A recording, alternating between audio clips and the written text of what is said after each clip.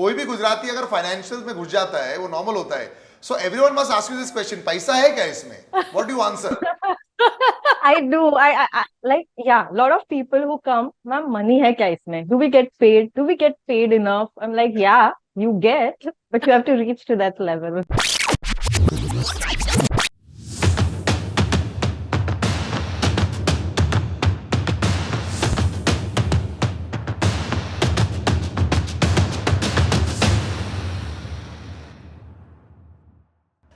Welcome welcome एक बार फिर से आप सभी का स्वागत है. whenever we say podcast, पहले तो लोग बोलते थे कि इट्स यार क्या है, लोग बोल ही रहे हैं. अब ये podcast, because it goes all across the world, and let me just tell you, 86% of India actually listens to us. Only 86%. So 14% is from international countries जो इस podcast को सुनते हैं. So whether there's 5 people that are joining in from another country, you just realize that we are able to reach out to a much larger audience. And of course, this entire video gets shown on Disney Plus Hotstar. Our two founders of MFN, and I would now say the OGs of MMA in this country. Thank you so much, Ayesha ma'am and Krishna, for joining us. Thank you, Salil. It's fun, isn't it? 14% of unknown places. We don't know who they are. It's amazing. Yeah. And I think this is what's been happening. I think podcasts were able to reach an audience that didn't know you, weren't following you, maybe don't want to know you beyond what you're doing, but it's cool, they're listening in. This, I think, was a master stroke for us to actually do this and reach out more. Absolutely. 100%. Yeah. And it's just validated the growth. Yeah. And I love sharing our whole journey, And we love listening to all the stories that she would have never otherwise told us. I remember when we started these podcasts, there were so many stories about the film world. And I get the license during the episodes to ask questions we otherwise wouldn't, for sure. And very graciously they do answer. But today there's somebody joining us who's on the MFN roster. The Baroda girl has made everyone very proud. When you go out there, and why we featured a lot of artists in the last few weeks also during this podcast is to try and make you understand the different psyche of fighters, the backgrounds. Sometimes it's not a need-based thing that, I'm trying to fight to survive. No, I'm fighting because I want to. So Ishika, thank you so much for joining us. Hi, Shika. Hello. Hi, ma'am. Hi, Kishu. Hi, Salil. Hi. I'm good. Great. This is great. We've been planning this for a while and now it's already happened. So welcome to the podcast. And I did say something a while back that a lot of people don't necessarily join mixed martial arts for any compulsion. कि ऐसे पैसे कमाने की कोई जरूरत शायद नहीं होती है. They do it for literally the love of it because you're going to hit and you're going to get hit. For the boys, it's still understandable because it, in some strange world, earlier used to be considered masculine if you had got a hit. एक scar होता था, अच्छा लगता था. Now no longer maybe that thought process. But for women to still do this, आपके नाक, आँख, कान सब damage हो सकते हैं. I have to ask you, what made you do this? So, Salil, as you said, it's not about money all the time, right? Touch wood, I'm blessed with that and I'm doing well. And thanks to MFN that I'm continuously growing with the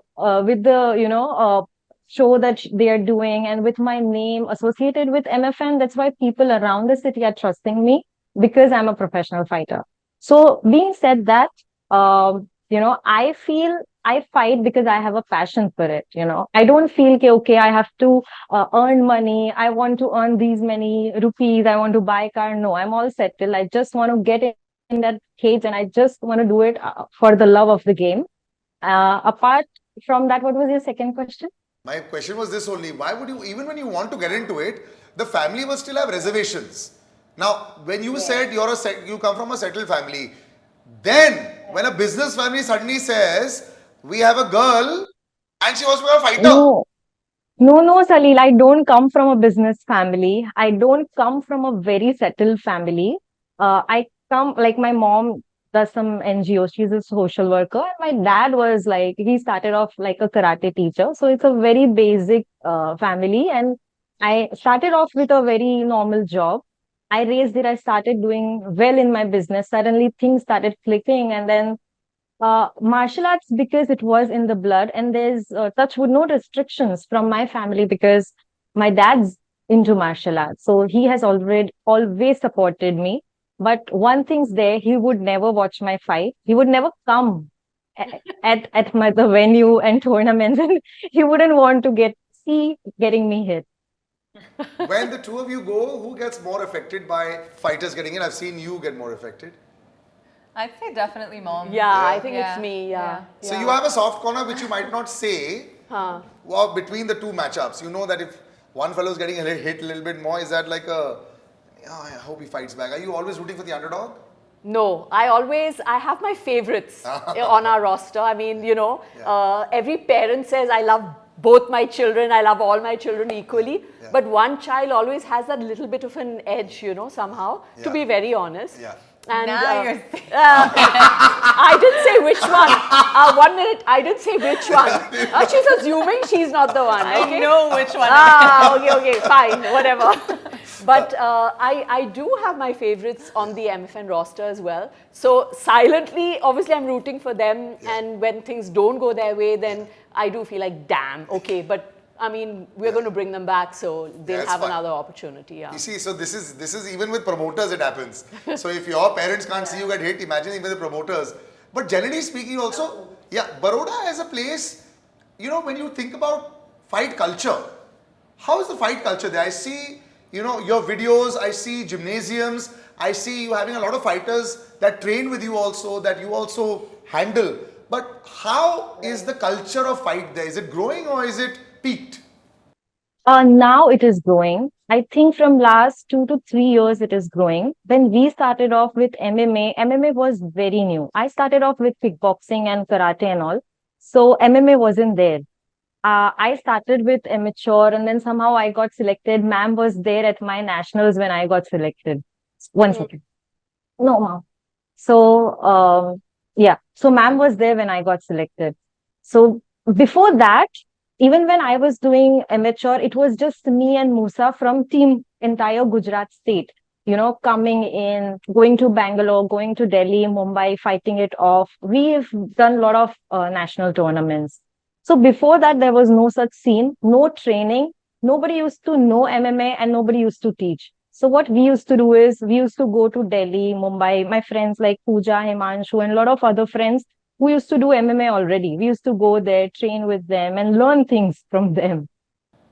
But now, when you say that it's starting to come up as a culture, are they doing it for fitness or do you think that there is a professional mindset that is also creeping into people?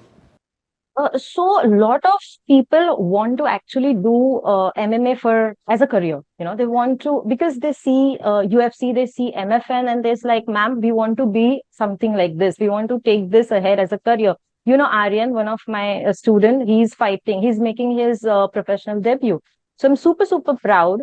He's amazing prospect. So he comes off with a very well-off family. Okay, but then he just he's just leaving everything just to become a professional fighter. So this is all passion. But I'll tell you very frankly, ma'am, that Gujarat has only 1 or 2% people who would get hit and again come back repeatedly. A lot of people just come in, they want to become something and just 1, 2 fights, they get hit and they'll just quit they'll just quit the dreams. It's like that. A lot of people do come for fitness, but this has become or come up as a fad right now. It's become a fashion, I would say. So everybody's doing MMA. If I don't do it, I'm losing out on something. Yeah, Yeah. So FOMO it's is creeping become in. a Yeah. FOMO. Yeah. It's like a FOMO, and we are gaining on that. We're doing a lot of stuff, and I feel we should do it. I really want a lot of girls taking it up, a lot of men also, because here men kind of are very lazy, not very active. So even though they just want to do it as passion, you're most welcome. Man, I can see MMA, earlier gyms used to be the new hangouts. Yeah. Years ago. I mean, I can see that happening also because CrossFit actually happens like that. When you Correct. see the CrossFit athletes, they're fantastic. And you see that kind of energy that is there. This could become the new dating zones, the MMA zones. Am I right? It could, right? I dating because I'm the only girl around, or maybe a couple of more girls. So I wouldn't say dating, but then yeah, there's a lot of brotherhood happening. The Yeah. way they are connecting these days, the way they are, coming in extra for each other, helping each other out. This is really amazing. I Yeah. really want to see more of that in younger generation. And there are a lot of student of mine. We try and get them out of smoking and a lot of other stuff like that. That is the Yeah. most incredible thing actually, Yeah. The discipline of martial arts life is also so amazing. Exactly. You keep saying younger generation, you're also very young, Ishika. Let me just also reiterate that. You are also part of that very younger generation, at least where I am concerned with you. But I want to ask you, your own personal journey. Sometimes you have fighters that have interim journeys, where they start fighting, they do a little bit of fighting, they want to continue fighting, but because they are the first, like you were in Baroda and you are, lots more will start to follow you. Are you able to fulfill your own personal fighting journey, and are you happy with that? To be very honest, I'm kind of not very happy because I don't get that kind of training. Plus, with time, I have to work also.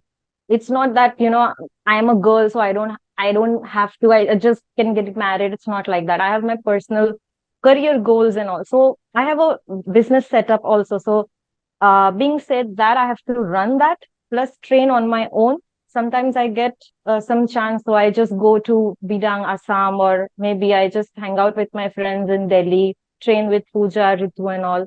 So it's not very consistent. But this year has been very lucky. From Jan, I've been training. I've hired good coaches. We've also talking to get a Brazilian coming to India, and he's gonna work for my gym. So yeah, that's kind of getting solved now. Brazil's a real big high point. We've discussed that earlier as well. Yeah. Is Brazil taking notice of India now with MFN?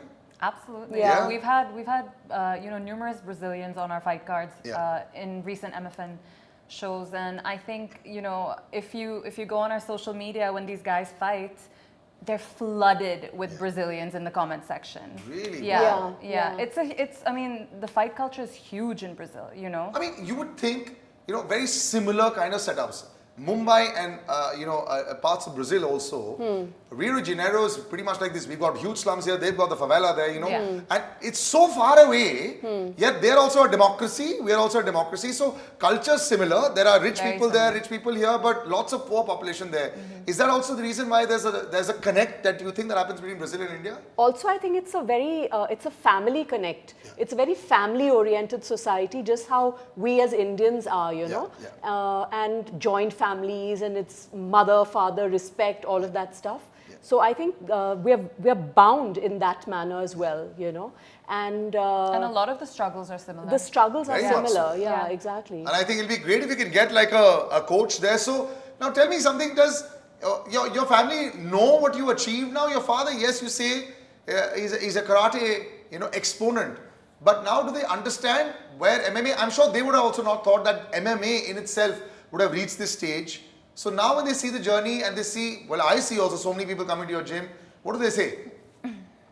My father is absolutely proud of me because he understands, what MMA is. And then he has a lot of friends in MMA. So he is very proud of me. Like wherever, he thinks that I'm very smart also, like taking business decisions. He gets into a fight, he calls me like I'm his son. So, Ishika, beta, come here.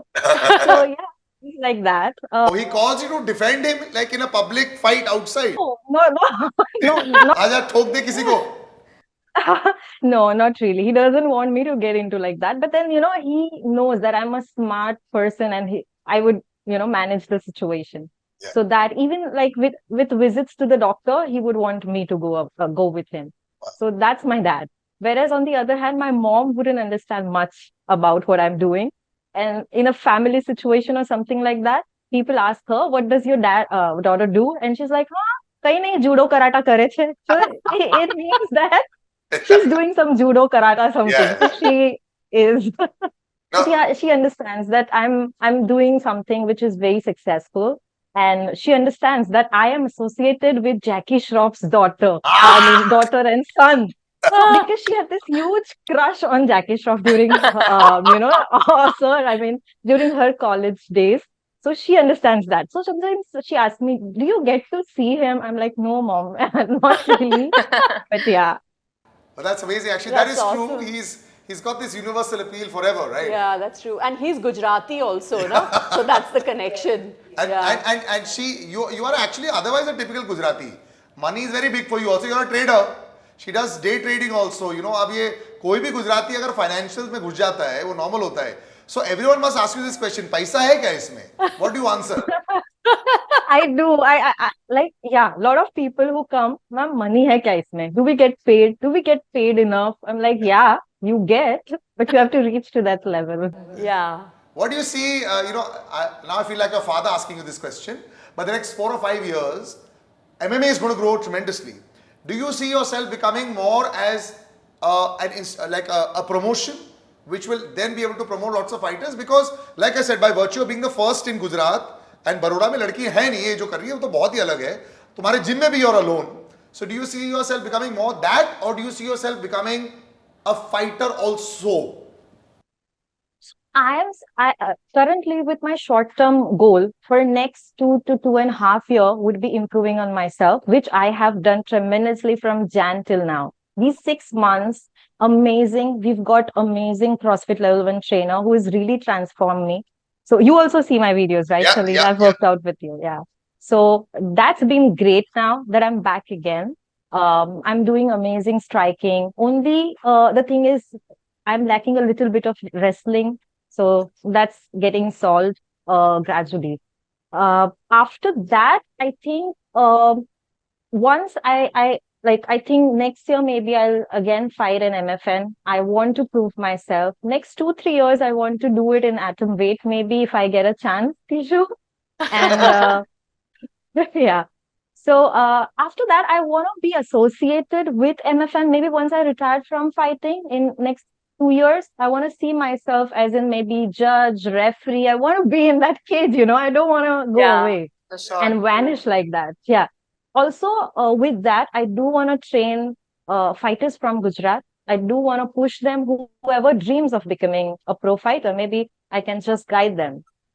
I think that's fantastic, Ishika, because I think when you have the responsibility or your thrust with it of being the first, by virtue of that, आपको सबको ले जाना ही पड़ेगा आगे. And you're doing a wonderful job of that. So, well done. आपने अपनी सिफारिश भी कर दी यहाँ पे, तो अब ये भी cognizance ले लिया गया है. You want to fight again next year, so that has also been done. So thanks so much for joining us. I want to, yeah. Thank you. And lastly, I want to thank Ishu so much. I mean, for everything, Ayesha ma'am, and congratulations. I just saw the news that, you know, she is among the top 5 promoters. Yeah. And Yeah, it's thank the you so only much. female promoter, right?